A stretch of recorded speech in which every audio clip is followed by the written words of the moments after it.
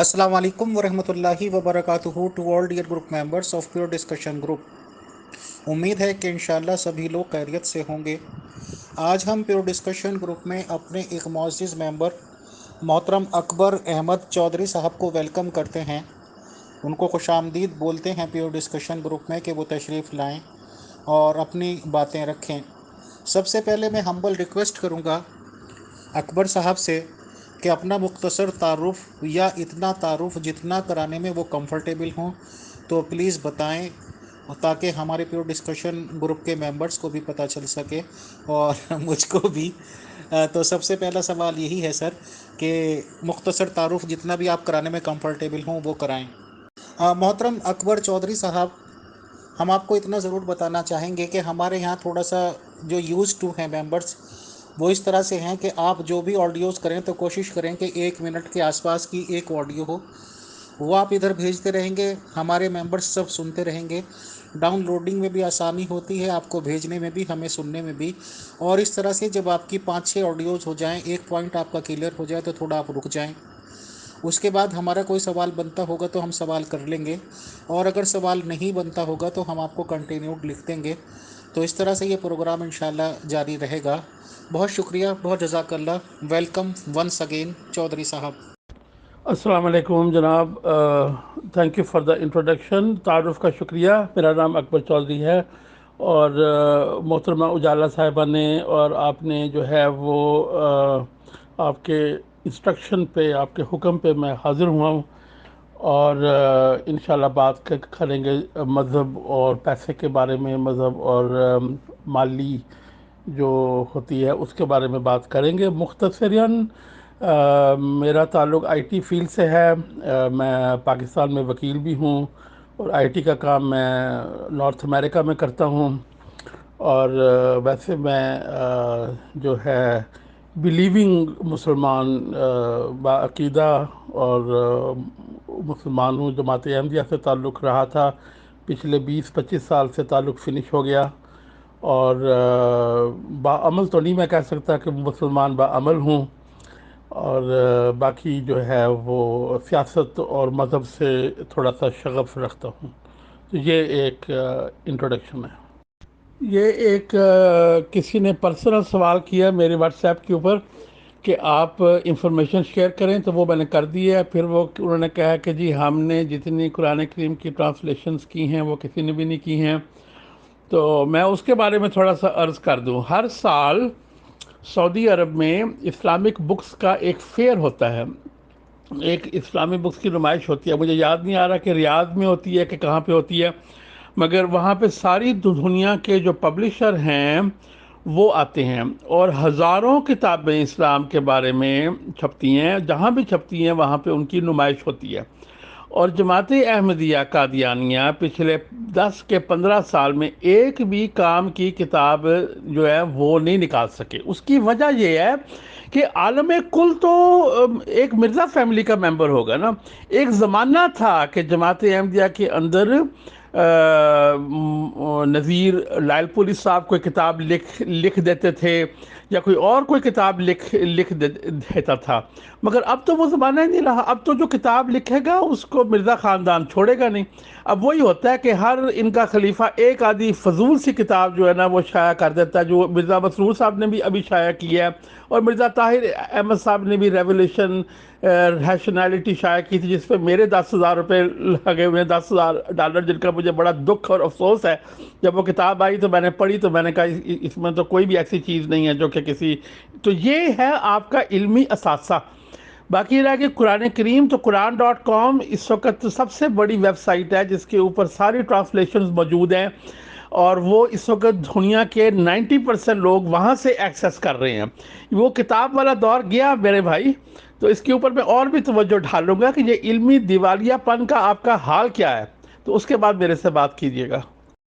अस्सलाम वालेकुम जनाब, thank you for the introduction. तारुफ़ का शुक्रिया। मेरा नाम अकबर चौधरी है और मोहतरमा उजाला साहिबा ने और आपने जो है वो आपके इंस्ट्रक्शन पे, आपके हुक्म पे मैं हाज़िर हुआ हूँ और इंशाल्लाह बात करेंगे मज़हब और पैसे के बारे में। मज़हब और माली جو ہوتی ہے اس کے بارے میں بات کریں گے مختصراً۔ میرا تعلق آئی ٹی فیلڈ سے ہے۔ میں پاکستان میں وکیل بھی ہوں اور آئی ٹی کا کام میں نارتھ امریکہ میں کرتا ہوں۔ اور ویسے میں جو ہے بلیونگ مسلمان، باعقیدہ اور مسلمان ہوں۔ جماعت احمدیہ سے تعلق رہا تھا، پچھلے 20-25 سال سے تعلق فنش ہو گیا، اور باعمل ہمیں مذہب میں پیسہ جو ہے وہ چیریٹی کی صورت میں دکھائی دیتا ہے۔ تو یہودیوں میں ان کے ٹیمپلز پہ جو آفرنگز وغیرہ لوگ کرتے تھے، پیسے دیتے تھے، وہ تھوڑا سا ملتا تھا ہندوانہ طریق سے۔ تو یہ جو ہنود اور یہود ہے، ان کے ساتھ ان کا غریبوں کی مدد کے لیے چیریٹی کا اتنا کانسیپٹ نہیں تھا، اور جو ہے ان کا ٹیمپلز کو جو ہے پیسے دینے کا کانسیپٹ زیادہ تھا۔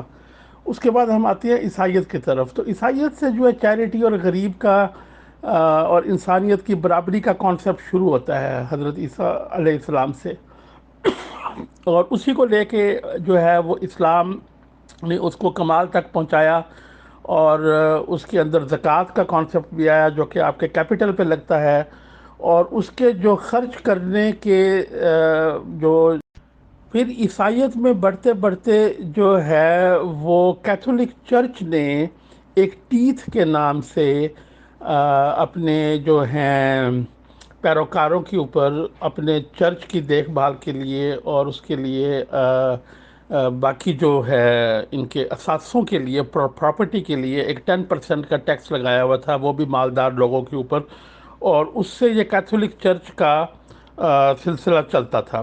اس کے اندر سے وہ چیریٹی بھی شامل تھی اور اس کے اندر ان کی اپنی دیکھ بھال بھی شامل تھی۔ تو یہاں سے ہمیں ملتا ہے آرگنائزڈ ریلیجن کا ایک شرح کے حساب سے پیسہ اکٹھا کرنے کا تصور جو ہے وہ یہاں سے شروع ہوتا ہے۔ اسلام میں پھر آ کے جو زکوٰۃ کا جو کمپلزری ہے، جو لازمی ہے، ایک آپ اپنے کیپٹل میں سے نکالتے ہیں، وہ بھی مالدار لوگ نکالتے ہیں۔ جو مزدور پیشہ طبقہ ہے، ہینڈ ٹو ماؤتھ ہے، کرایہ دار ہے، جس کے پاس کوئی اثاثے نہیں ہے، اس کے اوپر زکوٰۃ واجب بھی نہیں ہے، وہ ایک نصاب ہوتا ہے جس کے حساب سے جو ہے وہ زکوٰۃ واجب ہوتی ہے۔ اس کے علاوہ کسی مہم کے لیے، کسی جنگ کے لیے، کسی مسجد بنانے کے لیے، کسی اور چیز کے لیے چندہ بھی اکٹھا کیا جاتا رہا ہے اسلامک اسٹیٹس میں۔ اسٹیٹ کی جو اپنی انکم ہے وہ اکثر اسلامک کنٹریز میں اب تک انکم ٹیکس کا نہ رواج رہا ہے اور نہ ابھی بھی ہے۔ یہ ایک مسئلہ خیز بات ہے، چونکہ اسٹیٹ نے اپنے اخراجات جو ہیں وہ بارڈر کنٹرولز اور اپنی زمینیں اور اپنا اس قسم کی، چونکہ بادشاہتیں رہی تھیں اور بادشاہ بڑے امیر ہوتے تھے، تو وہ کسی جنگ کے لیے تو چندہ اکٹھا کر لیتے ہوں گے، مگر وہ ریگولر اپنے جو ہے نظام، اسٹیٹ کا نظام چلانے کے لیے لوگوں سے بلا امتیاز مانگنے کا کانسیپٹ نہیں رہا۔ تو اب جماعت احمدیہ کے حوالے سے جن کو ہم جن کا ایک گروہ قادیانی کہلاتا ہے، ان کے حوالے سے یہ چندہ جات اکٹھے کرنا اور چندے کو اہمیت دینا اور اس کو ایک خاص مہم کے لیے نہیں بلکہ ایک انسٹیٹیوشن کے طور پر مسلسل اور نصاب کے بغیر، یعنی کہ سوائے جو بالکل بیوہ ہوں، لاچار ہوں، ان کے علاوہ جو ہے وہ سب سے خاص کر ویسٹرن کنٹریز میں لوگوں سے پیسہ لینا اور ان کو سوشلی شرمندہ کرنا اگر وہ پیسہ نہ دے سکیں، یعنی کہ ان کو دور کر کے تو ان کی عبادت میں بھی حرج ہو سکتا ہے کہ وہ اپنی عبادت گاہ میں آ سکیں کہ نہ آ سکیں اس شرمندگی کی وجہ سے۔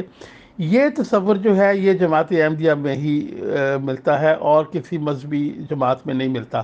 اس کے علاوہ ٹرانسپیرنسی کی جو کمی ہے، کہ جو شفافیت نہیں ہے ان کے پیسہ اکٹھا کرنے اور خرچ کرنے میں، اس کے لیے جو ہے وہ بہت مسائل ہیں۔ اب میں یہ تو نہیں کہوں گا کہ بہت زیادہ غبن ہوتا ہے، غبن بہرحال ہوتا ہے اور ذاتی جیبوں میں جاتا ہے، اس کا ثبوت میں انشاءاللہ آج پھر کبھی دوں گا، مگر یہ کہ جو اس کی اوپر شفافیت کی کمی ہے وہ ایک بہت بڑا ایک پرابلم ہے۔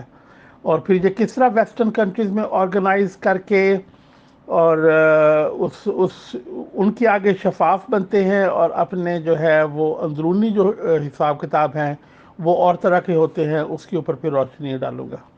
تو اب آپ جو ہے نا وہ سوال کریں تو پھر آگے بات چلے۔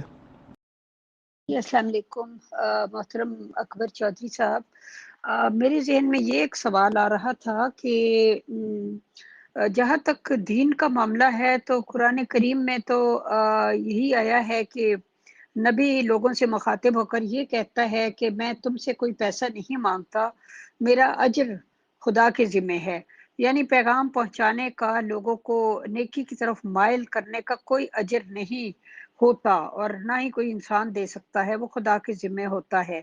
تو اگر مذہب کے پاس حکومت بھی آ جائے تو ظاہر ہے وہ پھر ٹیکسز وغیرہ لینا وہ ایک اور بات ہوتی ہے، لیکن محض انہیں دین کی راہ پہ چلانے کے لیے ان کے اوپر اتنے بھاری بھرکم چندے اور مسلسل وہ کیوں لگائے جاتے؟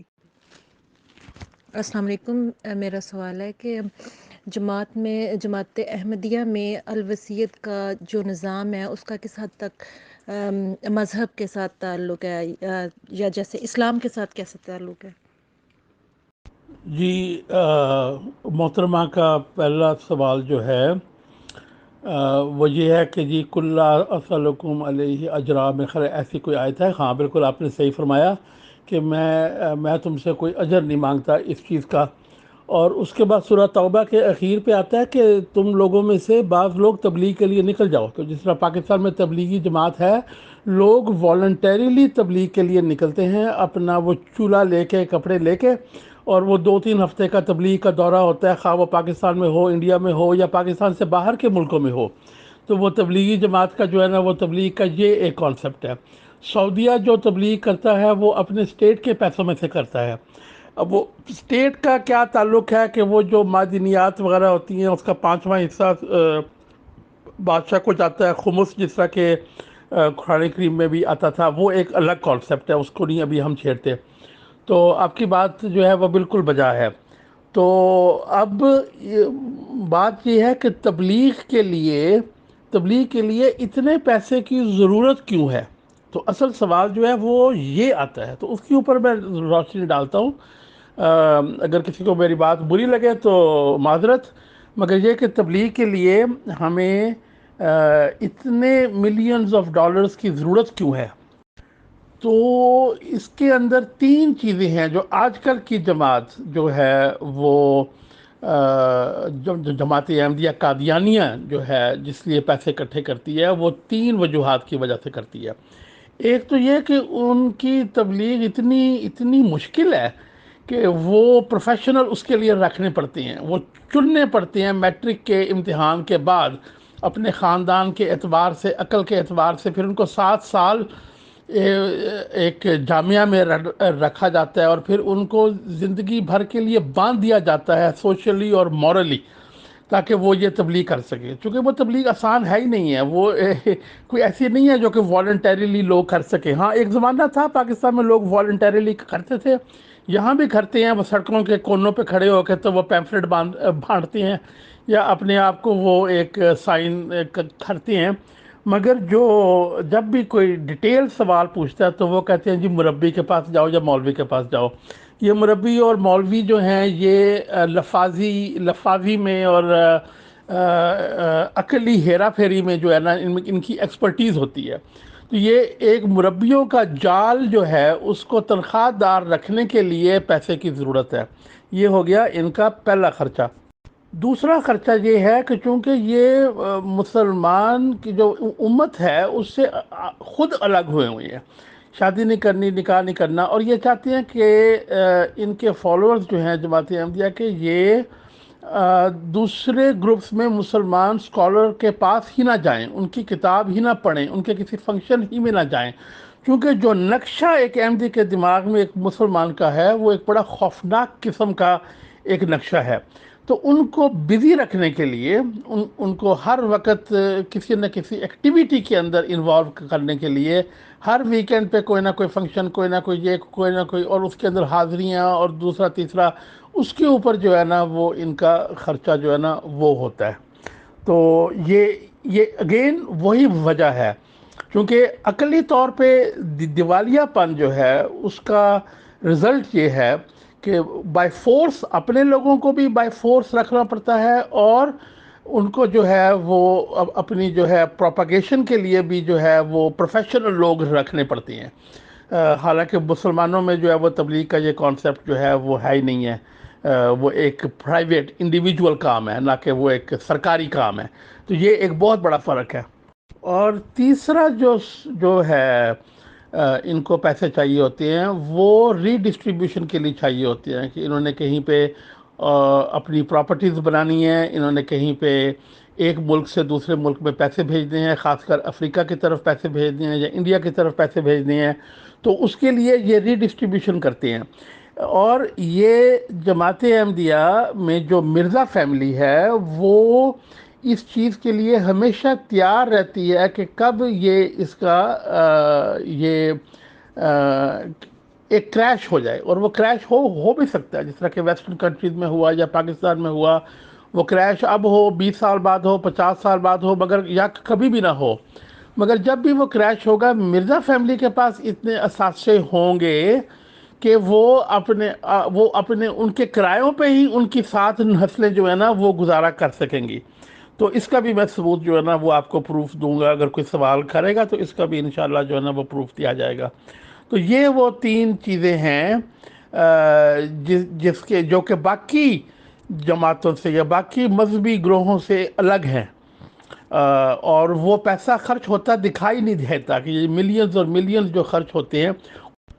تو یہ جو آپ کے ویور کا سوال ہے کہ جماعت احمدیہ میں جو نظام وصیت ہے اس کا کیا کانسیپٹ ہے، اس کا اسلام سے کیا تعلق ہے، تو اس کے اوپر جو ہے نا تھوڑی سیر حاصل بحث کرنے کا موقع ہے.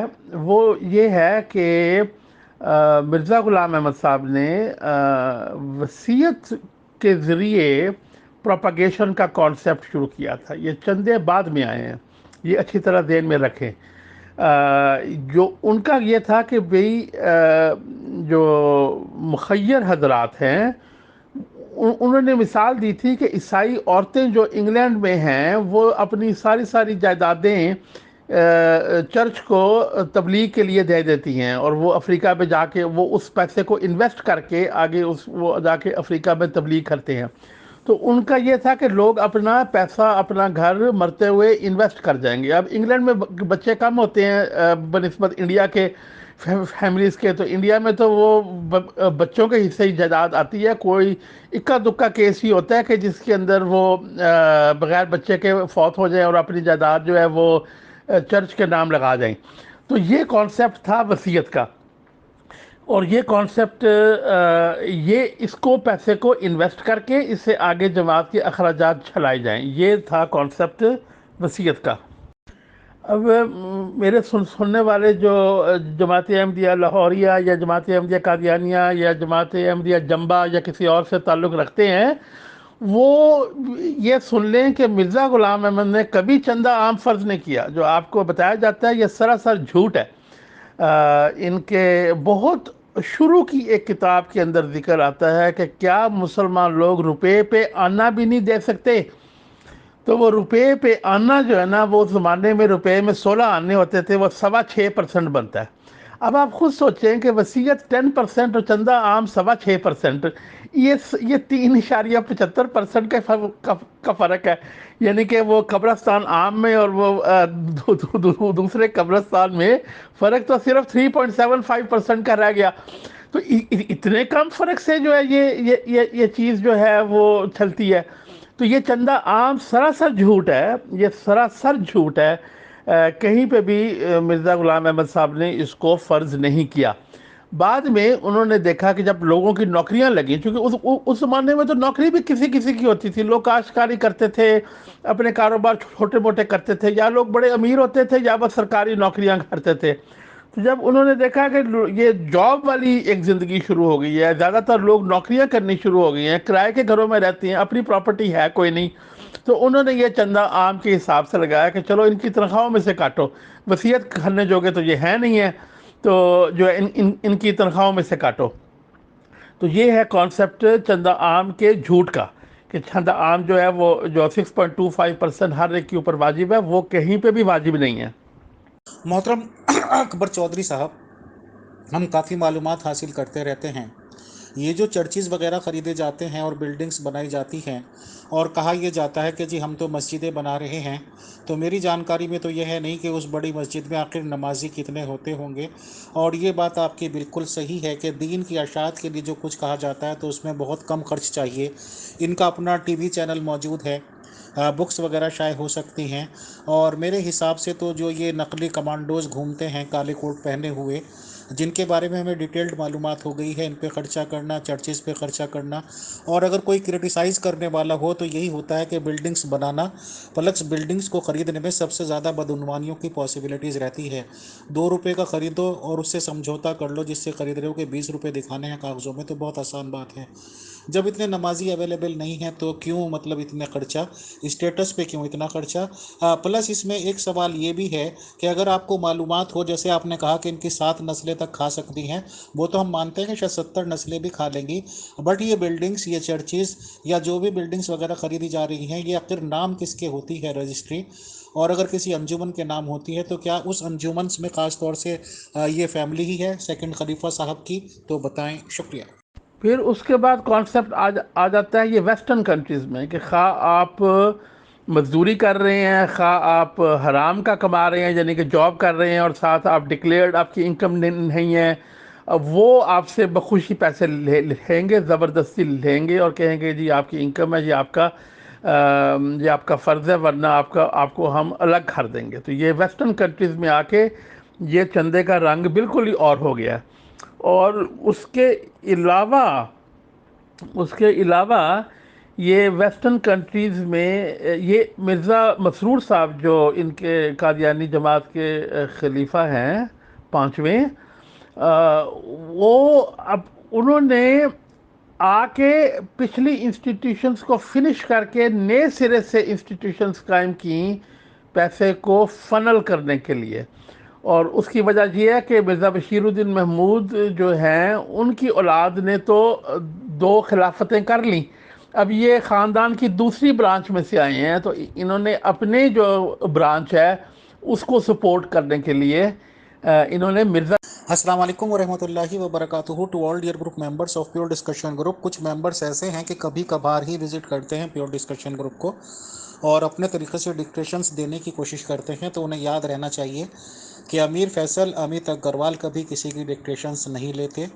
جو الٹے سادے سوالوں کی کوشش کی جا رہی ہے یا یہ پریشر بلڈ اپ کرنے کی کوشش کی جا رہی ہے کہ ان کو ایڈمن بنایا جائے یا گروپ کو اوپن کیا جائے، تو ہمارا ایک نظام ہے، اصول سے ہم چلتے ہیں، ایسی کسی کی بات کوئی نہیں مانی جائے گی۔ 1 منٹ سے کم کی آڈیو میں سوال دیا جا سکتا ہے، وہ بھی اگر ہمیں ریلیونٹ لگے گا تو ہم پیش کریں گے۔ رہی بات اس کی کہ اگر اس پہ یہ کہا جائے کہ جو ڈیموکریٹک نظام کیا ہوا، ممبرس کو پوچھنے کا کیا ہوا، تو ان سب کے لیے اطلاع عرض ہے کہ بات چیت ہونے کے بعد ایڈمن موڈ جب اوپن ہو جائے گا تو جن کے جو سوالات ہیں وہ کر سکتے ہیں، اس سے پہلے ہم اپنے نظام سے چلیں گے۔ یہ فائنل حتمی فیصلہ ہے management of pure discussion group کا۔ جی، یہ آپ نے جو سوال کیا میں اس کی طرف آتا ہوں۔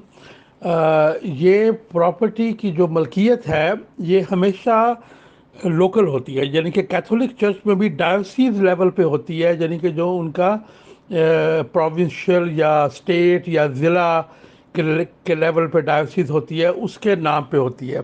اور جو جماعت احمدیہ ہے اس کے اندر یہ نیشنل لیول پہ ہوتی ہے، یعنی کہ یہ پروونسز کے یا چھوٹے لیول کے اوپر اس کی اونرشپ نہیں ہوتی، اونرشپ اس کی نیشنل لیول پہ ہوتی ہے۔ اس لیے نیشنل جس کو یہ عاملہ بولتے ہیں اس کو یہ یو کے والوں نے سمجھ لیا، جو یو کے کی حکومت ہے برطانیہ کی، انہوں نے سمجھ لیا کہ یہ مذہبی جماعتیں جو ہیں یہ پیسے خرد برد کرتی ہیں، اور یہ ایک بندہ جس طرح یہ ہندو مت میں شری گرو راجنیش تھے اور بھی اس طرح کے انڈینز رہے ہیں جو کہ ویسٹرن کنٹری سے پیسہ اکٹھا کر کے بڑی بڑی گاڑیاں اور محل انہوں نے وہاں پہ انڈیا میں بنا لیے تھے، بعد میں پکڑے بھی گئے تھے۔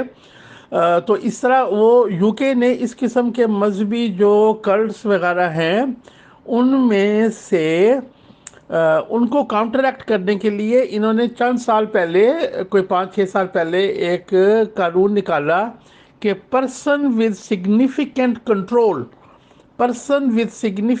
کنٹرول، کہ ایسا بندہ جو کہ بورڈ پہ نہیں ہو، عاملہ میں نہیں ہو، بورڈ آف ڈائریکٹرز میں نہ ہو کسی چیریٹی کے، مگر وہ اس کا کنٹرول ہو، مورل ہو، اخلاقی ہو یا شیئر ہولڈنگ کے تھرو ہو، اس کا نام بھی دینا ضروری ہے۔ مگر یہ جماعت احمدیہ نے اس کا نام ابھی تک نہیں ڈالا پیپرز کے اوپر۔ وہ کہتے ہیں یہ ہمارے اسپریچول ہیڈ ہے۔ اب اسپریچول ہیڈ تو ایسے ہوتا ہے جس طرح ملکہ الزبتھ ہے، کہ یا یہ طالبان کا جو ہے یہ اسپریچول ہیڈ ہے، کہ وہ جو ہے وہ اپنا وہ گائیڈنس دیتا ہے، یا آیت اللہ خامنہ ہے کہ وہ تو خیر کنٹرولنگ پرسن ہے، اسپریچول بھی ہے اور کنٹرولنگ بھی ہے، مگر اس کا انڈائریکٹ کنٹرول ہے۔ اسی طرح جماعت احمدیہ کا جو خلیفہ ہے اس کا ڈائریکٹ کنٹرول ہے، انڈائریکٹ بھی نہیں ہے، ڈائریکٹ کنٹرول ہے، مگر وہ پرسن ود سگنیفیکنٹ کنٹرول میں نہیں آتا۔ اس طرح یہ بائی پاس کر جاتے ہیں، اور باقی رہ گئی یہ نیشنل لیول پہ جو بورڈ ہے وہ مرزا مسرور کے اشارے کے بغیر چل ہی نہیں سکتے۔ اب اگر کوئی بندہ ان کی کورسپونڈنس جو ہے، جو کہ مرزا مسرور اور امیر کینیڈا یا امیر یو ایس اے یا امیر جرمنی کے مابین ہوتی ہے، اس کورسپونڈنس کو جنہوں نے سوال کیا ہے، یہ مرزا شریف احمد فاؤنڈیشن جو ہے، اس کے اس وقت 2020 تک اس کے جو ایسٹس ہیں وہ 40 ملین پاؤنڈ سے اوپر ہیں، 43 ملین پاؤنڈ سے اوپر ہیں، اور وہ جس سپیڈ سے گرو کر رہے ہیں وہ اس وقت 50 ملین پاؤنڈ کے قریب ہوں گے اس کی ایسٹس۔ ہاں، اکاؤنٹنگ میں ایسٹس اور لائبلٹیز جو ہیں ان کو مائنس کیا جاتا ہے، تو وہ کر کے تو وہ اپنا وہ دکھاتے ہیں، لائبلٹیز جو ہیں وہ لانگ ٹرم لائبلٹیز ہوں گی۔ اب اس کے ڈائریکٹر جو ہیں وہ چودھری نصیر احمد، ظہیر احمد چودھری، فتح احمد خان داہری اور مرزا محمود احمد، یہ ہوں گے اس کے سینٹرل بندے، اور شجر احمد فاروقی صاحب ہیں، ان کے بھائی یہاں کینیڈا میں ہوتے ہیں، یہ اکاؤنٹنٹ ہیں وہاں پہ، تو وہ صرف وہ اس کے ٹرسٹی ہیں، اور وہ باقی بھی جو ہیں ان کے ہیومینٹی فرسٹ کے اور جو باقی جتنی بھی چیریٹیز ہیں سب کے مقاصد ایک ہے، سب آپس میں پیسہ دیتے ہیں۔ پر یہ جو مرزا شریف احمد فاؤنڈیشن ہے، اس کے بنانے کا مقصد صرف پراپرٹی کو اکٹھا کرنا تھا، اور اس کے سگنیٹوری جو ہیں وہ ڈاکٹر چودھری نصیر احمد یا ناصر احمد۔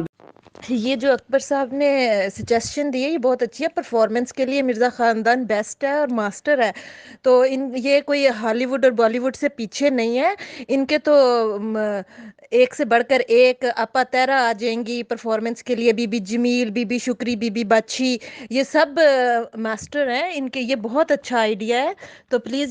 جی محترمہ، یہ آپ نے بڑا ہی اچھا سوال کیا ہے۔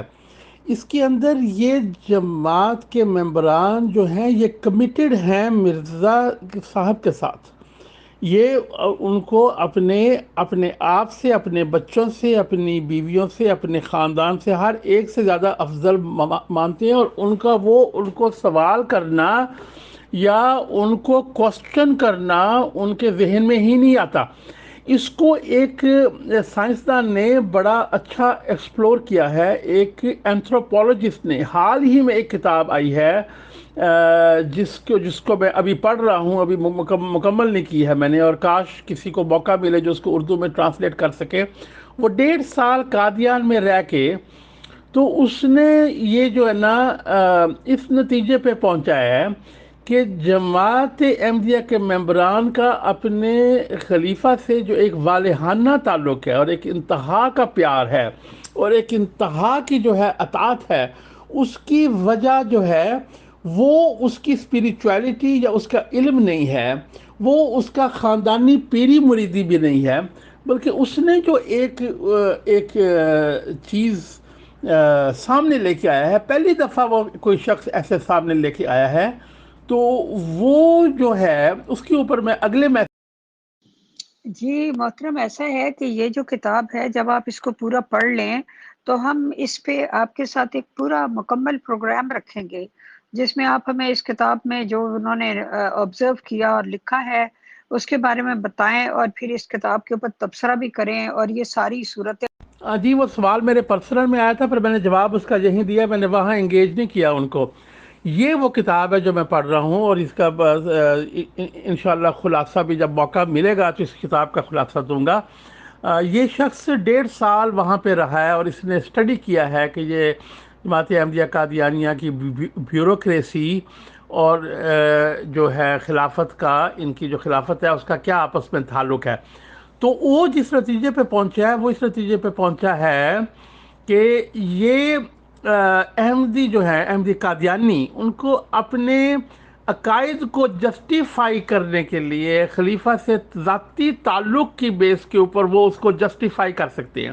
یعنی کہ جب وہ عقلی طور پہ نہیں کر سکتے، اور جب دنیا بھی کہتی ہے کہ یہ اسلام سے منحرف ہیں، تو پھر وہ اپنا سولیس جس کو کہتے ہیں انگلش میں، وہ اپنا ایک سہارا یا اپنا ایک جو ہے ستون، وہ خلیفہ کو سمجھتے ہیں، اور خلیفہ سے ذاتی تعلق، جی میں نے خط لکھا یہ ہو گیا، میں نے خط لکھا وہ ہو گیا۔ تو وہ جو ہے اس نے بڑا اس کو اینالائز کیا ہے۔ اب یہ بندہ جو ہے یہ پروفیسر ہے اینتھروپولوجی کا لندن میں، انگلینڈ میں، اچھی یونیورسٹی میں، جس کی یہ بک ہے، اس کا نام نکولس ایونز ہے۔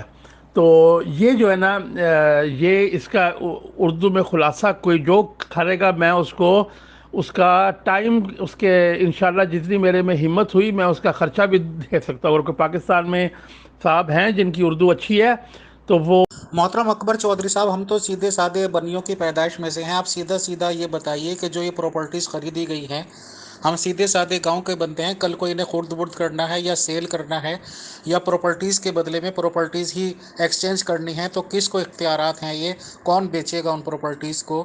بتائیں، شکریہ۔ جی اب یہ جو مرزا شریف احمد صاحب فاؤنڈیشن کے متحد جو پراپرٹیز ہیں، تقریباً ساری پراپرٹیز جو ہیں یو کے میں وہ اس کے انڈر آتی ہیں۔ باقی رہ گئی یہ چرچ وغیرہ جو پراپرٹیز خریدتے ہیں تو وہ خرید کے تھوڑی دیر اس کو بیک گراؤنڈ میں رکھتے ہیں، فوری طور پہ کنورٹ نہیں کرتے۔ بعض جگہ فوری طور پہ کنورٹ کر لیتے ہیں، بعض جگہ بیک گراؤنڈ میں رکھتے ہیں۔ اگر اس کی کوئی اچھی پرائس مل جائے تو اس کو بیچ دیتے ہیں، اگر اچھی پرائس نہ ملے تو پھر وہاں پہ اپنا سینٹر وغیرہ کھول لیتے ہیں۔ تو جماعت احمدیہ یو کے انڈر بھی بعض ان کے جو سینٹرز اور ان کی عبادت گاہیں ہیں وہ اس کے انڈر بھی آتی ہیں، مگر یہ جو الگ سے ایک کھاتہ شروع ہوا ہے نا، اس کی الگ سے کرنے کا کوئی لیگل، کوئی اخلاقی، کوئی قانونی جواز نہیں ہے۔ اور اس کے اندر ڈائریکٹلی کوئی جو ان کی مین جماعت ہے اس کے اندر ایک مجلس شورا کے نام سے ایک باڈی ہوتی ہے جس کے سامنے بجٹ ڈسکس کیا جاتا ہے، وہ بھی ایک ربر سٹیمپ ہوتی ہے۔ مگر یہ جو مرزا شریف احمد فاؤنڈیشن ہے، ادھر تو کچھ بھی نہیں ہے۔ اسی طرح ہیومینٹی فرسٹ ہے، وہ بھی جماعت کے انڈر نہیں آتی۔ تو بات یہ ہے، اسی طرح الشرکت الاسلامیہ ہے۔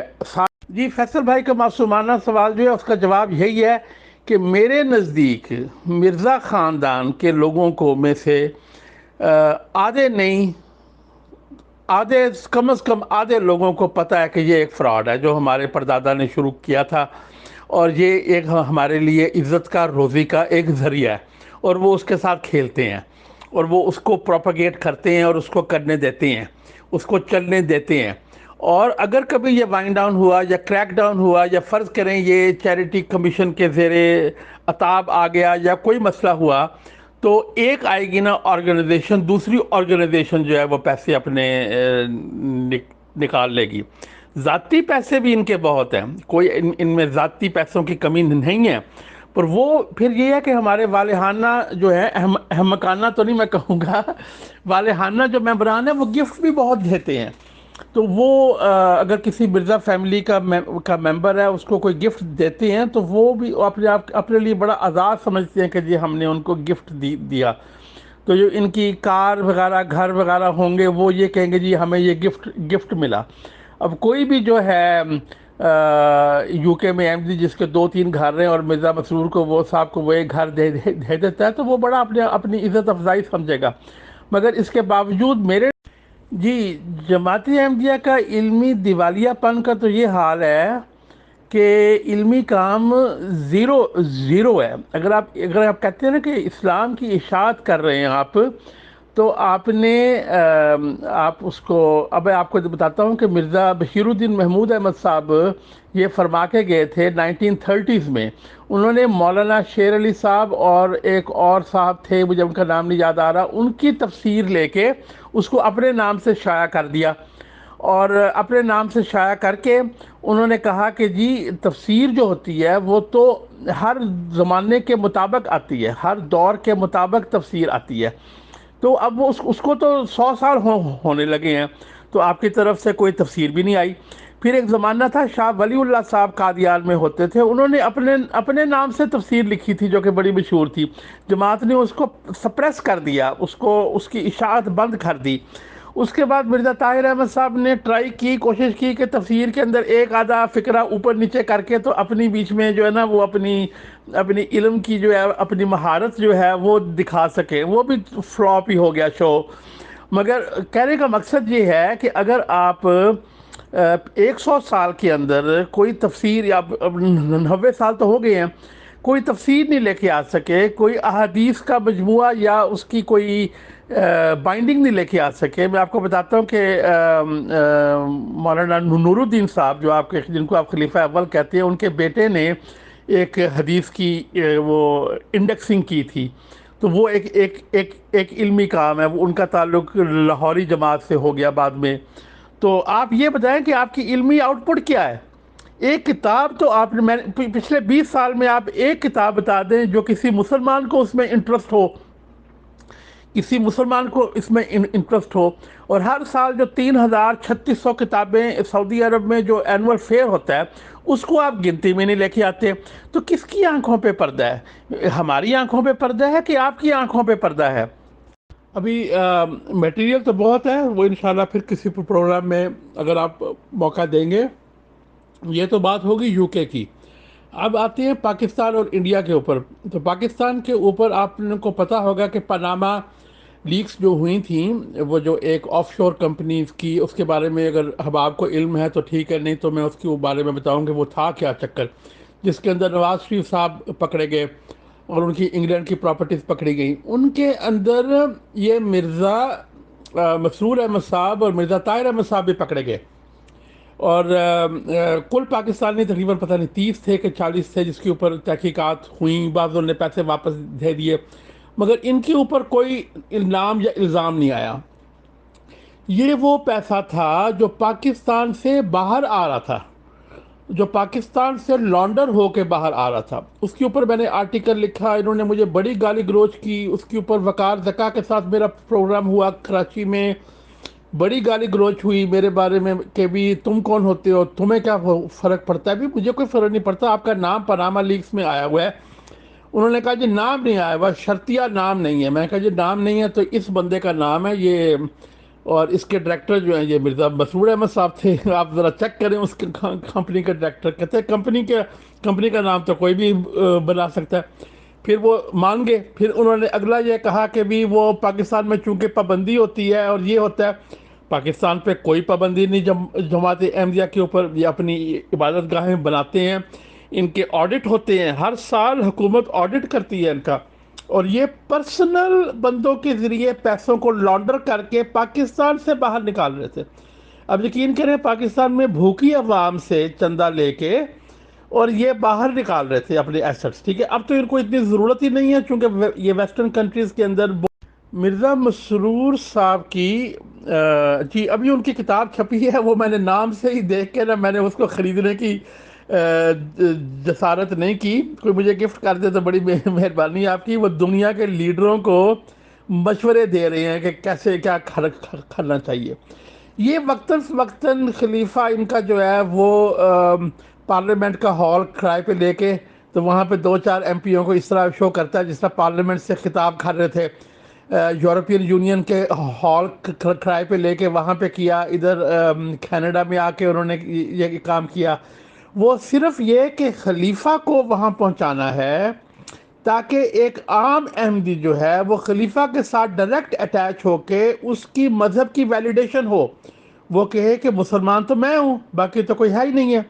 تو یہ جو نیگیشن ہے نا، یہی جو بک میں نے آپ کو بتائی ہے، اس بک کے اندر اسی نیگیشن کا ہی جو ہے وہ ذکر ہے. تو اب جو ہے یہ مرزا صاحب کے بارے میں ایک بات اور آپ کو بتا دوں، مرزا طاہر احمد صاحب نے اس طرح کے وہ آف شور کمپنیاں قائم کی ہوئی تھیں اور یہ چیریٹیز وغیرہ قائم کی ہوئی تھیں، ان کو ان کے اندر پیسہ ایسے ہی گھومتا پھرتا تھا، اور اس مرزا طاہر احمد کے دور میں پاکستان سے پیسہ بہت باہر آیا، کیونکہ اس وقت ویسٹرن کنٹریز میں اتنا تھا نہیں، پاکستان میں بہت تھا۔ مگر مرزا مسرور صاحب نے آتے ہی پہلا کام یہ کیا، اگر آپ ان کمپنیز کو دیکھیں تو ان کمپنیز کو وائنڈ ڈاؤن کیا اور اپنی کمپنیز کھول دی ہیں، اپنی ڈائریکٹرشپ کے اندر یا اپنے اعتمادی لوگوں کے اندر۔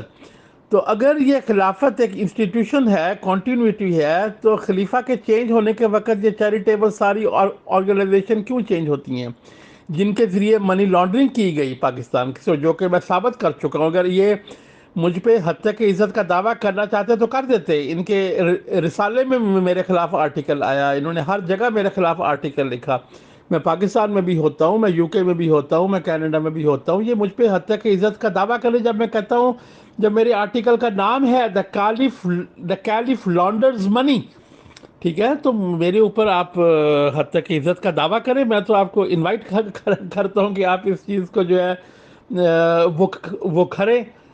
اچھا، اب رہ گئی بات، ہاں اب جو اگلا خلیفہ آئے گا ان کا، وہ بھی مرزا مسرور کی ساری چیریٹیز کو وائنڈ ڈاؤن کرے گا، وہ مرزا شریف احمد کی فاؤنڈیشن کو اپنے اندر کسی طرح لے کے آئے گا، پر اسی وقت آپ دیکھنا جو ان کے ایجنٹ تھے اس کے اوپر، وہ اس کو وائنڈ ڈاؤن کر کے اگلے خلیفہ کے ہاتھ نہیں لگنے دیں گے۔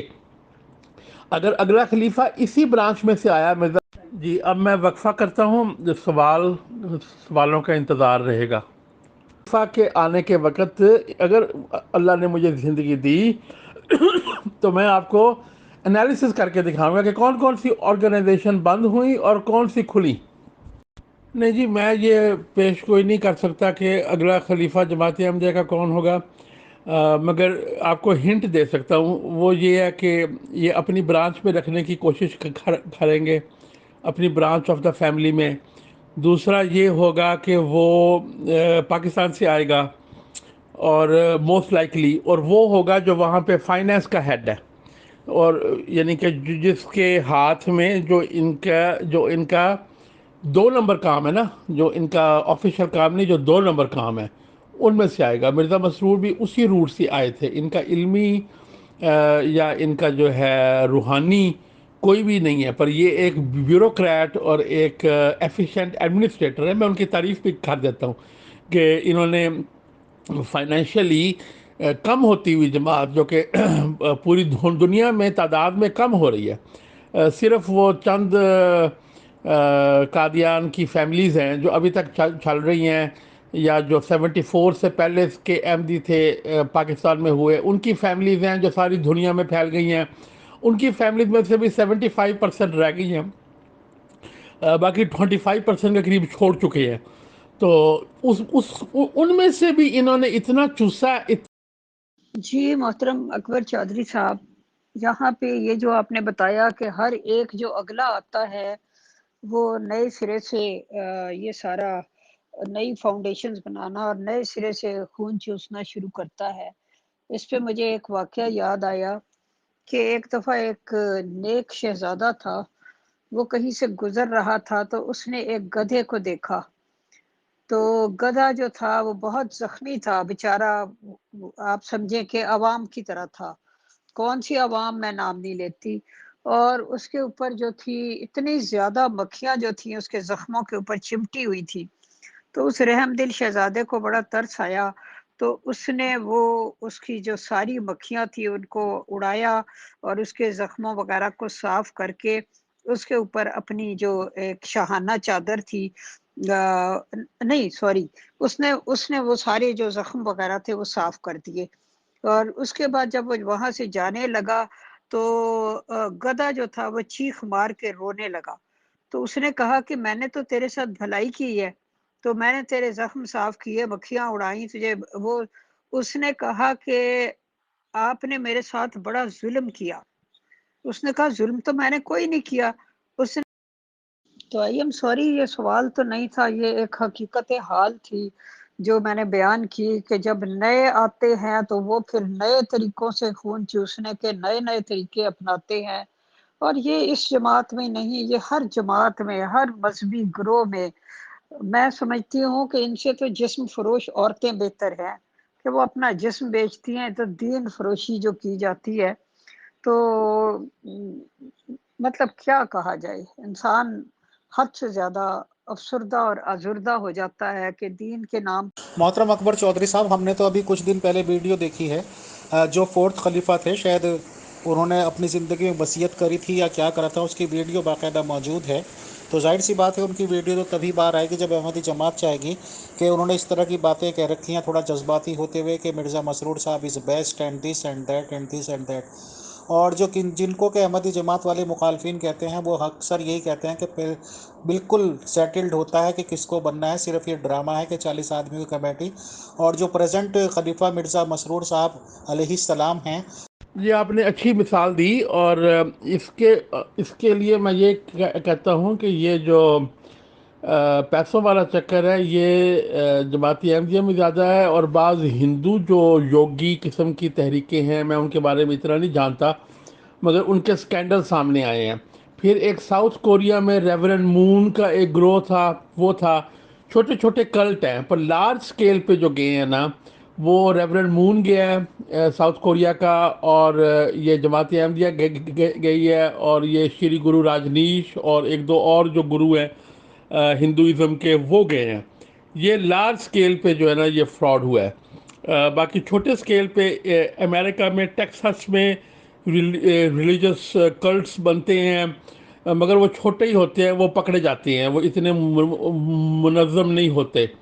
تو اس کے علاوہ یہ سائنٹولوجی ایک چرچ ہے جس میں ٹام کروز وغیرہ بھی شامل ہو گئے تھے، بلکہ ہوئے ہیں، وہ بھی اس طرح جو ہے نا وہ ہمبران کو عجیب قسم کی باتیں پڑھا کے تو ان سے جو ہے وہ پیسہ بٹورتے ہیں۔ وہ ایک پیسے والا چرچ ہے۔ تو یہ مثالیں ساری موجود ہیں۔ اس کے علاوہ جو ہے وہ اللہ معاف کرے، یہ ایک چرچ ہے، یہ جو سیونتھ ڈے، یہ Church of Latter Day Saints ہیں، جہوواز وٹنسز، وہ پیسہ اکٹھا کرتے ہیں پر اتنا نہیں کرتے۔ مورمن چرچ ہے، وہ بھی پیسہ اکٹھا کرتا ہے پر بہت۔ باقی اس کا تجزیہ جو پی کے فلم میں ہوا ہے اس سے اچھا تو نہیں ہو سکتا وہ اس سے اچھا تجزیہ تو نہیں میں کر سکتا، تو وہ جس کا دل کرتا ہے وہ پی کے فلم جو ہے نا وہ دیکھ لے۔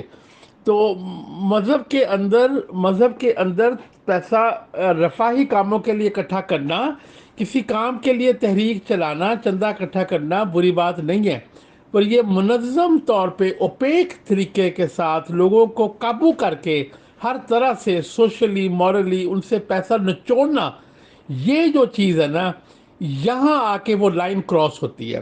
بلکہ میں تو یہ کہوں گا کہ مالی قربانی کا جذبہ ہی مر جاتا ہے۔ میں نے مسلمانوں میں آ کے دیکھا ہے کہ مالی قربانی ہوتی کیا ہے، اور مالی قربانی سے سکون کتنا ملتا ہے ایک مخیر انسان کو، جب وہ اس کے 10-12 گھر اس کے خرچے سے چھل رہے ہوتے ہیں، اور وہ اپنی مرضی سے دے رہا ہوتا ہے، نہ کہ کوئی سیکٹری مال اس کو فون کر کر کے ہراس کر کے اس سے نچوڑ رہا ہوتا ہے۔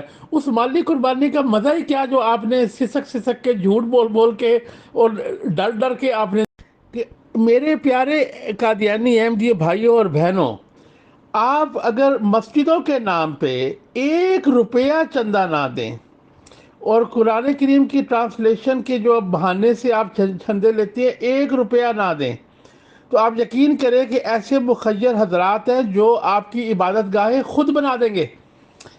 ٹھیک ہے، تو آپ دیکھیں مسلمانوں کے اندر چندہ اکٹھا نہیں ہوتا پر مساجد بنتی ہیں، سب کچھ ہوتا ہے، اور مخیر حضرات، یہ مسلمان تو دل کھول کے پیسہ دیتا ہے، پر جب آپ نچوڑتے ہیں تو آپ غریب عوام کو نچوڑ رہے ہوتے ہیں۔ آپ اگر آپ یہ چندے بند کریں، اور اپنا یہ جو پیسہ کا جو غبن ہے، اور جو پیسہ پراپرٹیوں پر لگ رہا ہے اور ادھر ادھر لگ رہا ہے، وہ آپ بند کریں، اور آپ صرف یہ ایم ٹی اے کی سبسکرپشن لیں کہ جس نے ایم ٹی اے لگوا لیں، وہ $50، جس طرح یہ سپورٹس چینل ہوتے ہیں یا جس طرح اور کوئی چینل ہوتے ہیں، وہ بھی تو سبسکرپشن پہ چلتے ہیں نا۔ تو اگر وہ £50 سبسکرپشن اب سال کی پہ آپ ایک سپورٹس چینل دیکھ رہے ہیں، تو اس کی تو پروڈکشن کاسٹ بھی ہے، آپ کے تو چینل کی پروڈکشن کاسٹ بھی کوئی نہیں ہے. مرزا صاحب تو آ کے فری میں پرفارم کرتے ہیں, ٹھیک ہے, ان کو کوئی فیس تو نہیں ملتی ہے. تو آپ اس طرح سوری سبسکرپشن لگا دیں ایم ٹی اے کی. جی یہ بہت زبردست آپ نے میسج دیا ہے, تو واقعی دل پہ اثر کرتا ہے کہ یہ تو مخیر حضرات کے لیے کوئی بات ہی نہیں ہوتی, بجائے اس کے کہ ایک ایک شخص کو نچوڑا جائے. اچھا محترم, ایک سوال میرے پاس آیا ہے.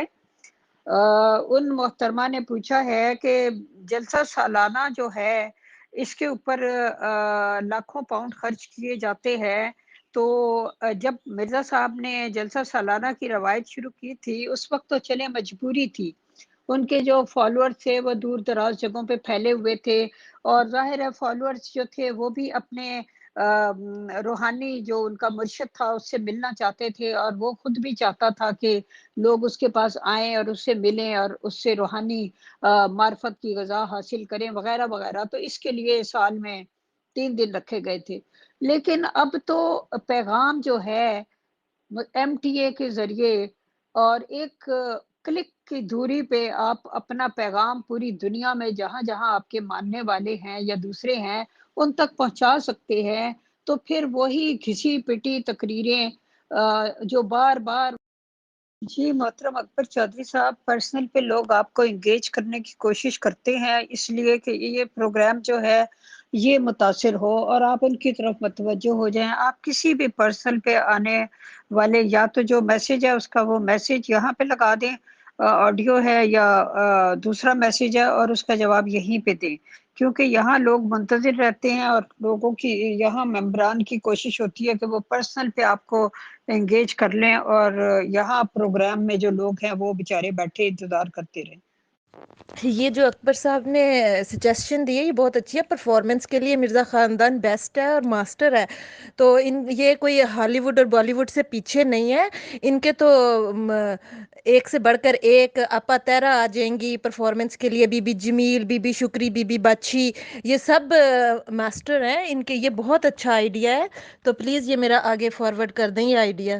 یہ زیادہ مغل صاحبہ آپ کی بات کسی حد تک ٹھیک ہے, لیکن یہ جو ہمارا جلسہ ہوتا ہے تو اس میں پوری دنیا سے لوگ آتے ہیں, آپس میں ایک دوسرے سے ملاقاتیں ہوتی ہیں اور آپس میں ایک دوسرے سے تعلقات استوار ہوتے ہیں جو ایک دوسرے کو نہیں بھی جانتے ہوتے. یہ ایک سمجھ لیں کہ ایک ملاقات ہے جو آمنے سامنے ہوتی ہے, ٹھیک ہے. جو آپ کہہ رہی ہیں کہ ایم ٹی اے کے ذریعے بھی جا سکتا ہے, اس میں کوئی شک نہیں. اس دفعہ نہیں حالات اتنے اچھے تھے تو ایم ٹی اے کے ذریعے جلسہ پوری دنیا میں لائیو دیکھا گیا ہے. جی محترمہ, یہ آپ نے ٹھیک کہا. یہ جو کتاب میں نے آپ کو دی ہے نا ایونز والی, آپ کو متعارف کرائی ہے, اس نے بھی یہی کہا ہے کہ یہ جو ماڈرن جلسہ ہے نا یہ تو made for T V production ہے. وہ کہتے ہیں کہ وہ ایک ایسے بیٹھا ہوگا, خلیفہ بیٹھا ہوتا ہے اور اس کے آگے وہ اچھے کپڑوں والے 2-4 سوٹڈ بوٹڈ لوگ ہوتے ہیں, اور ان کے کندھوں کے اوپر وہ لوگ ہوتے ہیں, اور ہر قسم نے اپنی پگڑی اپنے وہ پہنی ہوتی ہے, اور وہ شعاؤں کی طرح نکلتے ہیں, اور ان کے جو ساؤنڈ کے مائکروفون ہیں وہ خاص جگہ پہ رکھی ہوتی ہیں, اور کیمرہ اینگل ہر سال وہی ہوتی ہے. تو یہ جو ایک عالمی بیعت کا تصور ہے, حالانکہ اس سے بڑھ کے بدعت کیا ہو سکتی ہے کہ ایک تو یہ جماعت احمدیہ بذات خود ایک بدعت ہے, اور اس کے اندر بھی یہ خلافت ایک بدعت ہے, اور اس کے اندر جو ہے وہ یہ عالمی بیعت بھی ایک بدعت ہی بن گئی, یہ ایک اتفاقاً ہی بدعت بن گئی. تو وہ ایک کہاوت ہے, سوری مائنڈ نہ کیجیے گا, سورہ دا سور, تو یہ وہ بدعت کی بدعت بن گئی. مگر چونکہ وہ ایک عالمی اس کا جو نظارہ اور اس کی جو کیمرہ مین نہیں ہے, اگر وہ کیمرہ مین ہی نکال دیں تو کوئی بھی حیثیت نہیں ہے اس کی. تو یہ ایک made for T V spectacle ہے, اس لیے یہ خرچہ بڑھ گیا. ابھی تو آڈیو تقریریں یا علمی چیز جو ہے اس کو تو لوگوں تک پہنچانے کے لیے کچھ بھی نہیں چاہیے. آپ کی بات بالکل صحیح ہے کہ وہ جو ایک جگہ اکٹھا ہو کے تقریریں سننی تھی وہ کام تو گیا. ہاں, اب یہ کہہ سکتی ہیں کہ انوائرمنٹلی فائدہ ہے, اگر تقریروں کو ری سائیکل کیا جائے تو اس کا انوائرمنٹ کو کم نقصان ہو شاید ہو, مگر اس کے علاوہ جو ہے اس کا جو ہے علمی فائدہ کوئی نہیں ہے. یہ ایک قسم کا گیٹ ٹوگیدر بن گیا ہوا ہے عالمی طور پہ, اور ایک قسم کا مجھے کہنا نہیں چاہیے, اللہ مجھے معاف کرے, نعوذ باللہ, ایک حج کا جو ہے نا وہ متبادل بن گیا ہوا ہے. کیونکہ اگر اس کے اندر علمی تقریروں کا ذکر نکال دیں تو یہ ایک ریچول بن گیا ہوا ہے. اور جس طرح وہ اس کے کعبہ کے ساتھ چکر لگاتے ہیں, اس طرح یہ عالمی بیعت میں جو شامل نہیں ہوگا اس کا حج نہیں ہوگا. میں جلسے پہ گیا پر میں عالمی بیعت میں شامل نہیں ہو سکا, میرا جلسہ قبول ہوگا کہ نہیں؟ یہ آپ یقین کریں کہ لوگ یہ سوال کرنا شروع کر دیں گے 2-3 سال میں. پھر آپ کی سوال کرنے والی محترمہ نے جو پرفارمنس کے میرے ذکر جو میں نے ایسی آف دا کف ذکر کیا تھا, اس میں سے مرزا غلام احمد کے خاندان کی بعض عورتوں کا نام لیا. میں ایسی باتوں میں انوالو نہیں ہوتا, اس لیے میں اس کا کوئی جواب نہیں دوں گا. جی, یہ جو بھائی نے فرمایا کہ یہ ایک ملاقات ہے, ٹھیک ہے, مگر بات تو پھر وہی آ گئی کہ آپ مرزا غلام احمد کے جو جلسہ سالانہ کا تصور تھا اس سے تو آپ ہٹ گئے نا. تو ایک ملاقات بن گئی, رشتہ داروں کو ملنا, ایک گیٹ ٹوگیدر ہو گیا. تو بات تو پھر وہیں آ گئی کہ جو محترمہ نے اجالا صاحبہ نے کہا تھا کہ وہ ایک اس کا جو علمی مقصد تھا جو مرزا غلام احمد نے قائم کیا تھا وہ تو گیا نا. تو آپ کے اپنے الفاظ سے وہ ثابت ہو رہا ہے کہ وہ ایک گیٹ ٹوگیدر ہو گیا اور ساتھ ایک کیمرہ اپرچونٹی ہو گئی ہے. جو ہے وہ لوگوں کو جو گھروں میں بیٹھے ہوئے کہنے کے لیے جماعت بڑی ترقی کر رہی ہے, حالانکہ جب سے MTA شروع ہوا ہے وہی چیز ہم دیکھ رہے ہیں, وہی لوگ دیکھ رہے ہیں, ہمیں تو اس کے اندر کوئی چینج یا کوئی نہیں ہوا. تو یہ وہی قادیان کے جو 313 آپ شروع کے تھے نا ان کے فالوورز مرزا غلام احمد کے, ان میں سے آدھے سے زیادہ اور ان کے خاندان تو چھوڑ گئے ہوئے ہیں. جو رہ گئے جو ربوہ تک, چرام نگر تک آئے اور جو اس کے بعد باہر کے ملکوں میں آئے, یہ وہی لوگ ہیں. تو وہ خاندانی گیٹ ٹوگیدر ہوتے ہیں, وہ خاص جلسہ USA ہو یا جلسہ ٹورنٹو ہو یا جلسہ قادیان ہو یا جلسہ جرمنی, قادیان تو نہیں, UK ہو یا جرمنی ہو, وہ گیٹ ٹوگیدر ہی ہوتی ہیں. تو گیٹ ٹوگیدر میں کوئی بری بات نہیں ہے, پر اس کو ایک روحانی چونکہ وہ علمی چیز کا فقدان ہو گیا تو وہ علمی کی جگہ وہ کیمرہ اینگلز اور وہ رونے دھونے کی آوازیں اور وہ جو ایک عالمی بیعت جو کہ میں نے بدعت در بدعت ہے وہ اس کے اندر وہ آ گیا. تو آپ نے خود ہی اس بات کو سچا ثابت کر دیا. جی السلام علیکم. اجالا, یہ ان سے ایک سوال پوچھ لیں, شاید ان کو معلوم ہو یا نہ ہو, مجھے معلوم نہیں ہے, لیکن عین ممکن ہے یہ اس کا کوئی جواب دے سکیں گے. جب ان کا وہ پیس ولیج بن رہا تھا کینیڈا میں, اس وقت وہاں کے امیر صاحب جو تھے ان کا نام تھا نسیم مہدی, اور غالباً یہ بھی خاصا عرصہ کینیڈا میں رہے ہیں. تو جب یہ زمین لی گئی تو اتفاقاً میں بھی انہی دنوں ٹورنٹو گیا ہوا تھا, اور وہ جو نسیم مہدی صاحب تھے وہ میرے بھائی کے کلاس فیلو تھے. تو مجھے وہ لے گئے یہ جگہ دکھانے. انہوں نے کہا کہ ملک صاحب ہم یہ بہت بڑی لاٹ خرید رہے ہیں اور یہاں پر ہم انشاءاللہ اپنی کالونی یعنی ولیج بنائیں گے, اور یہ ہائی وے کے قریب ہے. میں گیا ہوں, میں نے دیکھا ہے بہت بڑا, وہیں پر ان کی یہ مسجد ہے اسی پیس ولیج میں بہت بڑی. تو مجھے بتایا گیا کہ جس بلڈر کو یہ کانٹریکٹ دیا اس بلڈر نے امیر صاحب کو کہا کہ آپ ایسا کریں کہ ہمیں آرڈرز لے دیں اتنے گھر بنانے کا, جو بھی تھے 20 تھے 50 تھے 100 تھے جتنے بھی تھے, آپ کو اس میں سے ایک گھر, اٹ واز اے ولا, آئی تھنک اس کی قیمت تو اب اس وقت $1 ملین سے زیادہ ہوگی, وہ آپ کو ہم گفٹ دیں گے. اور بتایا گیا کہ جب یہ پیس ولیج تیار ہو گیا, بلڈر نے حسب پرامس ان کو ایک گھر دے دیا. اب گھر وہ نسیم مہدی چونکہ وہ امیر تھے, وہ تو امیر تو پراپرٹی نہیں بنا سکتا, معلوم نہیں وہ پراپرٹی کس کے نام تھی.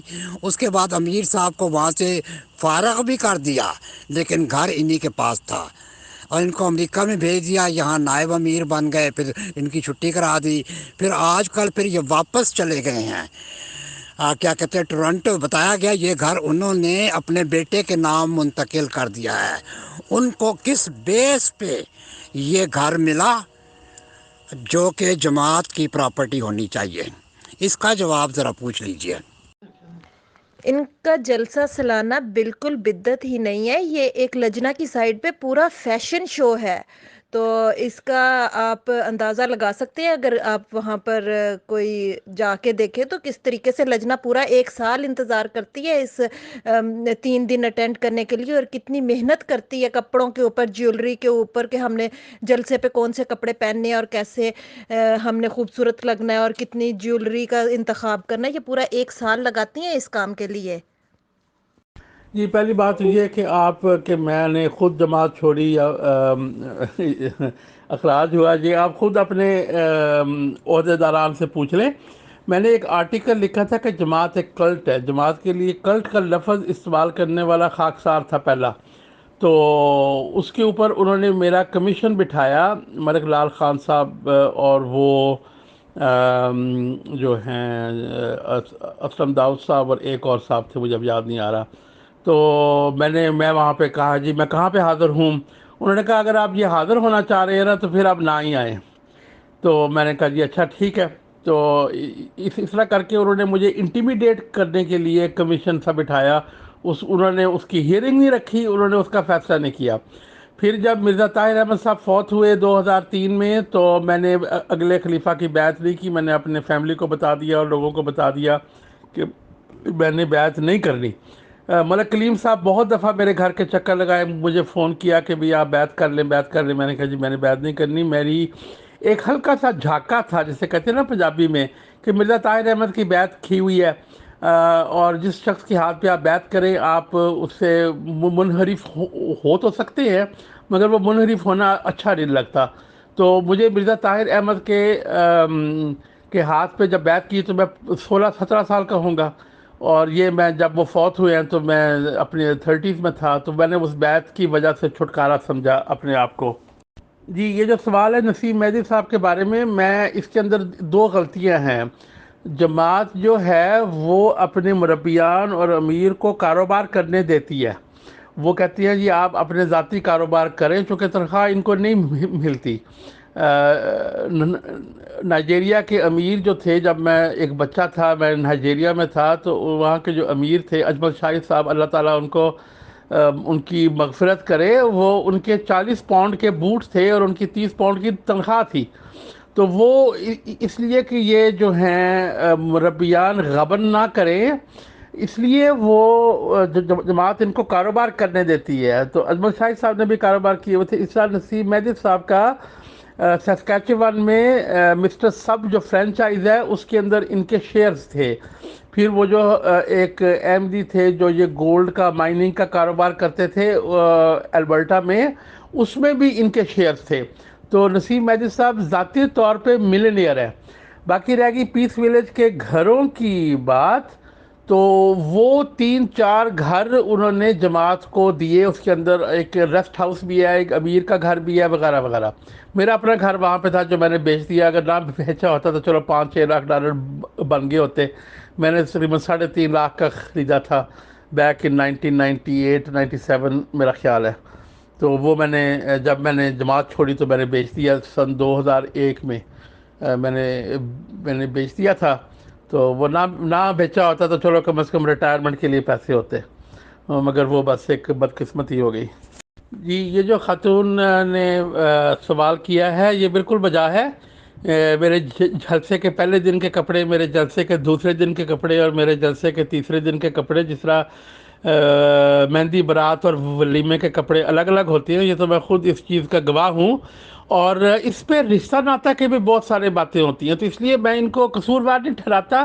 ایک چھوٹی جماعت ہے جس پہ ملنا ملانا یہ سال کے اسی موقع پہ ہوتا ہے، تو اسی موقع پہ کسی نے کسی کو پسند آنا ہے اور کسی نے کسی کو پرپوز کرنا ہے، اور وہ خاندانوں نے آپس میں ملنا ہے اور شادیاں کرنی ہیں، تو اس لیے وہ فیشن جو ہے نا وہ اپنے عروج پر ہوتا ہے۔ یہ بات بالکل صحیح ہے، یعنی کہ اس کا عبادت سے اور علم سے کوئی تعلق نہیں ہے۔ جی محترم، پھر وہ جو روحانی کہا جاتا ہے کہ یہ ایک روحانی اجتماع ہے، وہ سب کچھ تو فوت ہو جاتا ہے نا، کیونکہ دنیاوی اغراض ہوتی ہیں ہر ایک کی۔ خیر، وہ تو چلو جو ہے سو ہے۔ اب یہ بتائیں آپ کہ ہمارے ایک ممبر نے پوچھا ہے کہ مرزا مسرور صاحب کی اور ان کے خاندان والوں کی یہ کتنی آف شور کمپنیاں ہیں، اور پاناما میں یہ کیا ان کا، میرا مطلب ہے کتنی جائیدادوں کے یہ مالک ہیں، یا کیا ہے یہ؟ ہمیں تو خیر یہ بھی نہیں پتا کہ یہ سب ہوتا کیا ہے، لیکن چونکہ آپ ایکسپرٹ ہیں مالی معاملات کے، تو پلیز یہ بتائیے گا کہ وہاں ان کا کتنا مال و متاع ہے۔ جی محترمہ اجالا صاحبہ، یہ پاناما لیکس میں ایک کمپنی سامنے آئی تھی، چونکہ وہ انفارمیشن لیک ہوئی تھی۔ آف شور کمپنیز چلتی سیکریسی پہ ہیں، یعنی کہ آپ کو نہیں پتا کہ وہ کمپنی کے مالک کون ہے، ڈائریکٹر کون ہے، صرف ایک کمپنی کا نام ہوتا ہے اور وہ سیکریسی میں چھپے ہوتی ہیں۔ تو یہ سارے ملکوں نے اپنے ایلیٹس کے لیے یہ آف شور کمپنیوں کی اجازت دی ہوئی تھی، مگر یہ منی لانڈرنگ کی وجہ سے اور ٹیرورزم کی وجہ سے سوئٹزرلینڈ سے لے کے تو کیمن آئیلینڈز اور یہ بہاماس اور جہاں جہاں بھی یہ آف شور کمپنیاں پاناما میں تھیں، چھوٹے چھوٹے ملکوں نے اپنی کاروبار چلانے کے لیے یہ آف شور کمپنیاں بنائی ہوئی تھیں۔ کیونکہ چھوٹا سا ملک ہے، اس کے 20,000 لوگ ہیں، آبادی ہے ٹوٹل، ان کی انکم کوئی ہے نہیں ہے، تو وہ اگر وہ ایک ملک ہے، اس کے اپنے قوانین ہے، اس کی اپنی ساورنٹی ہے، تو اگر وہ امریکہ کے ساتھ الائنڈ ہے یا وہ یو کے کے ساتھ الائنڈ ہے، تو وہ اپنا کاروبار کے طور پہ اپنا وہ چلاتا ہے، جس طرح کہ مونٹے کارلو میں جو ہے وہ کیسینو چلتے ہیں۔ تو اس طرح چھوٹے چھوٹے ملکوں نے اپنے کاروبار بنائے ہوئے ہیں، مگر یہ ٹیرورزم کے بعد ان کے اوپر جو ہے وہ ہونا شروع ہوا، لائٹ پڑنی شروع ہوئی۔ مگر اس وقت جو ہے اس وقت جو صورتحال ہے اس کا کسی کو علم نہیں ہے، کم از کم میرے کو تو علم نہیں ہے، چونکہ یہ جو ہے اس وقت ان کے کہاں اثاثے ہیں اور کیا نہیں ہے، یہ تو اگر کبھی کوئی لیک ہوئی تو سامنے آئیں گے نا۔ اب یہ جو ایلیٹس ہیں، مالدار لوگ ہیں، یہ ڈر گئے ہوئے ہیں کہ بھئی ہمیں جو ہے وہ دوبارہ کوئی لیک ہو گیا تو ہمیں یہ پریشانی ہوگی، تو اس لیے 50-50 چانس ہے کہ ان کے کچھ ہوں اور 50% چانس ہے کہ ان کے نہ ہوں۔ موسٹ لائکلی یہ فیملی کے نام پہ اور یہ فاؤنڈیشنز کے نام پہ اور اس طرح جو ہے نا انہوں نے دائیں بائیں پیسے رکھے ہوں گے، آف شور کمپنیوں میں بھی رکھے ہوں گے، اور آف شور کمپنیاں انہوں نے اب اپنے نام اوپر نہیں ہوں گے، یہ میرا خیال ہے۔ پہلے بھی ایک صاحب ہیں انگلینڈ کے، 85 سال ان کی عمر ہے، ان کا نام بھی یہ ساری کمپنیز کے اوپر ایز اے ڈائریکٹر تھا، وہ بیچارے غریب سے آدمی ہیں۔ تو جس طرح یہ نواز شریف، شہباز شریف نے غریب سے اپنے ملازمین کو ڈائریکٹر بنایا ہوا تھا نا، اسی طرح انہوں نے بھی بنایا ہوا تھا۔ یہ جو ہوتے ہیں نا انسانوں کا خون چوسنے والے، حرام کا پیسہ کھانے والے لوگ، یہ اوپر سے ایک جیسے ہوتے ہیں، ان کا کوئی دین مذہب نہیں ہوتا، وہ نواز شریف ہو، وہ زرداری ہو، یا وہ مرزا فیملی ہو، یہ ان کے طور طریقے سیم ہیں، ان کے پیسہ چھپانے کے، پیسہ اکٹھا کرنے کے طور طریقے سیم ہیں۔ محترم اکبر چودھری صاحب، آپ نے ایک لیڈیز ممبرز کے کمنٹس پہ جواب دیتے ہوئے یہ کنفرم کیا کہ جی ہاں، جلسے سالانوں میں یہ کام بھی ہو جاتا ہے کہ لڑکیاں اور لڑکے آپس میں ایک دوسرے کو پسند کر سکیں۔ تو ان چیزوں سے تاثر یہ جا رہا ہے کہ زیادہ پاپولیشن ہے نہیں، زیادہ آبادی نہیں ہے، اور ظاہر سی بات ہے کہ ایسی چیزوں کا سہارا لیا جاتا ہے، اور آپ نے کہا کہ حج کی طرح بھی اس کو متبادل طور پہ دیکھا اور سنا جا سکتا ہے۔ تو اگر آپ کی جانکاری میں یہ بات ہو یا آپ انفارمیشنز ہوں کہ احمدی جماعت نظام کے ممبرز کی تعداد پوری دنیا میں کتنی ہوگی تو بتائیں، اس کے ریگارڈنگ بھی الگ الگ باتیں سننے میں آتی ہیں۔ شکریہ۔ جی میں نے اندازہ لگایا تھا چند سال پہلے، تو میں تقریباً 2.25 ملین پہ پہنچا تھا، 700,000 ٹو 1700,000، یعنی کہ تقریباً 7 لاکھ سے 17 لاکھ ان کی ورلڈ وائڈ تعداد ہے۔ اور یہ میں نے انالیسس کیا تھا آج سے چند سال پہلے، تو وہ ہو سکتا ہے اس وقت ویلڈ ہو یا نہ ہو۔ پاکستان میں نادرا نے اپنے فگر دے دیے ہیں، انڈیا میں سینسس کے اندر دے دیے ہیں۔ اب کوئی احمدی قادیانی یہ نہیں کہہ سکتا کہ انڈیا والے بھی متعصب ہیں، وہاں تو ایک باقاعدہ ہوا ہے، سینسس ہوا ہے، اور ان کو جماعت احمدیہ کو ڈائریکٹ آرڈر ہے مرزا غلام احمد صاحب کا، جو 1901 میں انہوں نے دیا تھا کہ جب بھی سینسس والے آئیں تم نے اپنا نام جماعت مسلمان فرقہ احمدیہ یہ لکھوانا ہے. فرقہ لفظ ہی نہیں یوز کرتے عام طور پہ، مسلمان فرقہ لفظ ایوائڈ کرتے ہیں. پر مرزا غلام احمد نے کہا تھا کہ ہمیں ہمیشہ اس طرح سینسس والوں کو بتانا ہے. تو اس کا مطلب ہے کہ انڈیا والوں نے تو کبھی جھوٹ نہیں بولا ہوگا. چلو پاکستان والے کوئی نہ کچھ شاید ایک آدھا چھپاتا ہو. تو وہ تعداد تقریباً 2 لاکھ کے قریب پاکستان میں اور تقریباً 70-80 ہزار انڈیا میں ہے ٹوٹل، جس کو کہ غلطی سے 80 ملین بول دیا تھا مرزا طاہر صاحب نے، جو 80 ہزار کو تقریباً ہزار کا 1000 ٹائمز کی غلطی کھائی تھی انہوں نے. تو یہ نکال دیں. باقی آپ ویسٹ افریقہ میں دیکھ لیں، اور باقی آپ یہ اگر آپ ویسٹ افریقہ میں جماعت کے اعداد و شمار لیں تو وہ تقریباً پھر 1.6 ملین بن جاتے ہیں. مگر اگر آپ اپنے ان کے فائنینشیل کنٹریبیوشن اور ان کے عبادت گاہوں کے حساب سے لیں تو تقریباً 6 لاکھ سے اوپر نہیں ہے. تو ایک جو کنزرویٹو ایسٹیمیٹ ہے وہ تقریباً 600,000 ہے، اور جو جماعت کے اپنے اعداد و شمار کے مطابق ہے وہ تقریباً 16 لاکھ سے زیادہ نہیں ہے. تو یعنی کہ 6 لاکھ سے 16 لاکھ. جی وہ میں نے اپنے ایسٹیمیٹ بتا دیے امیر صاحب اس کے. باقی جی ہاں، شادی رشتوں کا ہر چھوٹی کمیونٹی میں بہت بڑا مسئلہ ہوتا ہے. یہ بوہرا کمیونٹی ہے، اسماعیلی کمیونٹی ہے، اس طرح کی اور کمیونٹیز ہیں جن کے اندر شادی بیاہ کے مسائل کی بہت پرابلمز ہوتی ہیں. خاص کر انہوں نے مرزا غلام احمد نے اپنی ملفوظات میں، اپنے جو آفیشیل کتابیں نہیں، جو ان کے جو وربل چیزیں ریکارڈ کی گئی انہیں ملفوظات کہتے ہیں، اس میں، اور مرزا بشیر الدین محمود احمد نے آفیشیلی یہ کہا ہوا ہے کہ جی جو قادیانی احمدی مرد ہے، لاہوری نہیں، لاہوری شادی کر لیتے ہیں مسلمانوں میں، اس لیے میں قادیانی کا لفظ یوز کر رہا ہوں. قادیانی احمدی جو مرد ہے وہ باہر شادی کر سکتا ہے، اور جو قادیانی احمدی عورت ہے وہ باہر شادی نہیں کر سکتی. یعنی کہ اس نے وہی نسبت رکھی ہے اپنی جماعت کی امت مسلمہ کے ساتھ جو کہ امت مسلمہ نے رکھی ہوئی ہے اہل کتاب کے ساتھ. تو اس سے بھی پتہ چلتا ہے کہ یہ ایک الگ مذہب ہے. اس کو تو خیر ایک بحث الگ ہے، جس کی وجہ سے خواتین کو رشتے کی بہت پرابلم ہے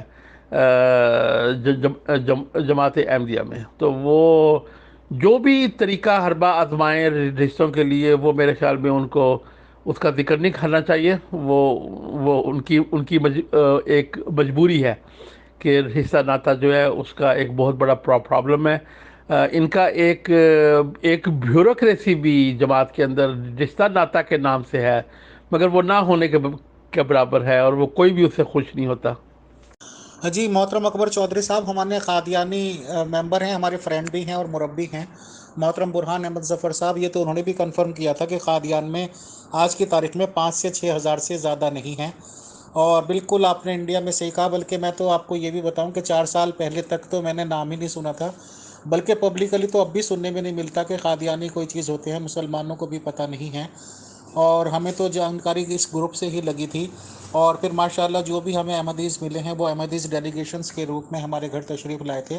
بٹ وہ تو ظاہر سی بات ہے کہ جماعت نظام سے جڑے ہوئے ہیں، اور ایسا کوئی احمدی جو یہ کہتا ہو کہ احمدی جماعت نظام سے مطلب ایسے جڑا ہوا نہیں ہے، یعنی کہ ان کے تنخواہ دار نہیں ہیں اور پبلک کے فگر ہیں، وہ اب تک آج تک ہمیں نظر نہیں آئے. شکریہ، جزاک اللہ. جی چند سال پہلے جب میں نے ایسٹیمیٹ لگایا تھا، میرے خیال 2013-14 میں بڑی کیلکولیشن کی تھی ہم نے ڈیٹیل سے کمپیوٹرائز ایکسل اسپریڈ شیٹ میں ڈال کے. تو اس وقت 6 لاکھ کے قریب ہم نے کیا تھا. تو اگر آپ 5 لاکھ کہہ رہے ہیں تو یہ تعداد چونکہ کم ہو رہی ہے مسلسل، اس لیے یہ کوئی عجوبہ نہیں ہوگا اگر آپ 5 بھی کہیں تو. ویسے یہ جب کووڈ بیماری آئی ہے تو شروع میں اگر آپ ان کا رسالہ پڑھیں تو جو پہلا آرٹیکل اس کے بارے میں آیا وہ اسی طرح آیا تھا جس طرح مرزا غلام احمد صاحب نے تعاون کا کہا تھا کہ یہ ایک بہت بڑا فیصلہ ہوگا اچھے لوگوں میں اور برے لوگوں میں. مگر جب یہ احمدی احباب بھی مرنا شروع ہو گئے تو انہوں نے فوراً ریٹریکٹ کر کے کہا کہ یہ کسی قسم کا اللہ کا عذاب نہیں ہے. تو اتنی انتظار کے بعد، کوئی 100 سال کے بعد ایسا وبا آیا جو کہ جماعت احمدیہ کی سچائی کو ثابت کر سکتا تھا، اور مرزا مسرور صاحب اتنے ڈرپوک نکلے کہ وہ اس وبا کا فائدہ ہی نہیں اٹھا سکے. ورنہ اگر مرزا غلام احمد صاحب ہوتے تو وہ کہاں سے کہاں انہوں نے پہنچا دینا تھا اس وبا کو، اپنی تبلیغ کا حصہ بنا لینا تھا. تو چلے میں آپ سے اجازت چاہتا ہوں اب آپ سے اسی سٹیٹمنٹ پہ ختم کرتے ہیں. ایک سوال اور دیکھ لیتے ہیں. محترم اکبر چودھری صاحب، آپ گروپ میں تشریف لائے اور سوالوں کی بھرمار ہمارے پاس ہو چکی ہے. مغل میم کے پاس پرسنل ونڈو میں بہت زیادہ سوالات ہیں، میرے پاس سوالات بہت زیادہ ہیں، بٹ 2 گھنٹے ہونے کو آ رہے ہیں اور ایک ہی نشست میں سوال و جواب پاسبل نہیں. تو میں آپ سے پرسنل پہ ریکویسٹ کرتا ہوں، یہ گروپ بیسس پہ ہی، کہ آپ پلیز زیادہ سے زیادہ ٹائم نکالیں. اور ٹائم یہی بیسٹ ہے کہ جس ٹائم پہ یہ پروگرام شروع ہوا تھا، تاکہ زیادہ سے زیادہ لوگوں کے سوالات آپ کی طرف سے مل سکیں. اور آپ کو بہت ہی مبارکباد کہ آپ نے ٹائم نکالا، آپ کا بہت شکریہ، جزاک اللہ. انشاءاللہ اگلی نشست کے لیے پروگرام مینیجر مغل میم آپ سے ٹائم سیلیکٹ اور سیٹلڈ کر لیں گے اور ہم ویل اناؤنس کر کے آپ کا انتظار کریں گے. شکریہ، جزاک اللہ. جو ممبرس ظاہر سی بات ہے کہ ہم سے ناراض ہو گئے ہوں گے کہ سوالات پٹ اپ نہیں کیے، تو ہماری مجبوری بھی سمجھیں گے، اور ٹاپک ریلیٹڈ جو بھی سوالات ہوتے ہیں وہ ہم پہلی نظر میں لیتے ہیں یا اس پہ بالکل اس کو کر دیتے ہیں. بٹ سب لوگوں کے سوالات کا ریسپیکٹ ہے اور انشاءاللہ وہ ڈیو ہیں، اگلی نشست میں ہم پوچھیں گے. اور اگر محترم چودھری صاحب کے پاس ٹائم ہوا اور وہ رکتے ہیں ایڈمن موڈ کے بعد، تو یہ حالانکہ ان کا اپنا اختیار ہے، آپ کے سوالوں کے جواب دیں تو ان کو ہم کہتے ہیں. بٹ اس کے لیے ہم کسی کو وہ نہیں کرتے، وہ اپنی مرضی ہوتی ہے ڈیئر ممبر کی کہ ایڈمن موڈ کے بعد وہ جوابات دینا چاہیں نہ دینا چاہیں. شکریہ، جزاک اللہ.